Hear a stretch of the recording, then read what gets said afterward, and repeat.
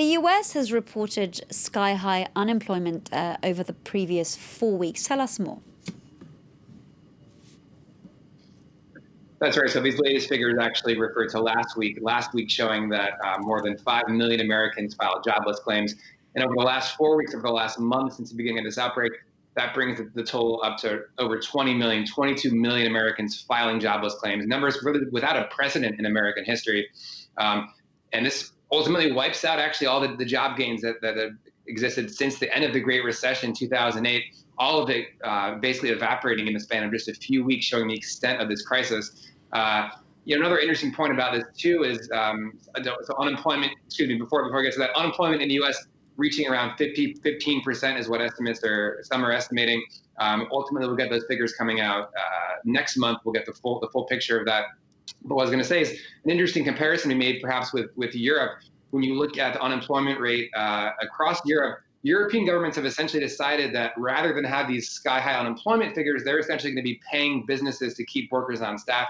That's why we don't see the same level of unemployment emerging in Europe. The United States does not have that approach, and we're seeing the effects of it right now. And finally, this is sort of the pressure that's helping to explain why there's been this push among some in the U.S., notably President Donald Trump, to quote reopen the economy, as we're seeing the toll from this just continue to pick up, and really the toll on unemployment just really again without precedent in American history.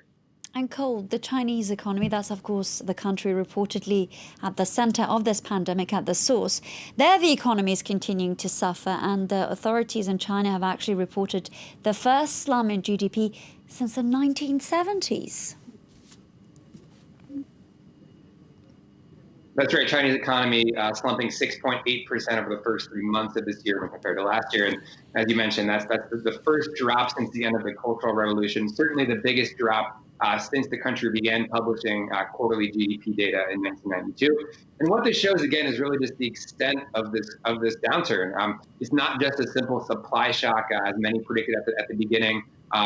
It's actually now rippling out across the economy. Affecting things. If you look in those Chinese numbers, we're seeing a pretty significant decline in retail spending, significant decline in infrastructure investment, showing that really the effects of this are really broad. And there was this idea at the beginning of the crisis that the economy is sort of like a spigot. You can turn it off and then you can turn it back on, and things will go back to normal. And what these Chinese figures are showing is that actually is a lot more complicated than that. It takes time, and of course, as we're seeing in the U.S. as well, still far away from the recovery. And that's something that's going to be weighing over policymakers and central bankers as well here for the coming weeks, if not months.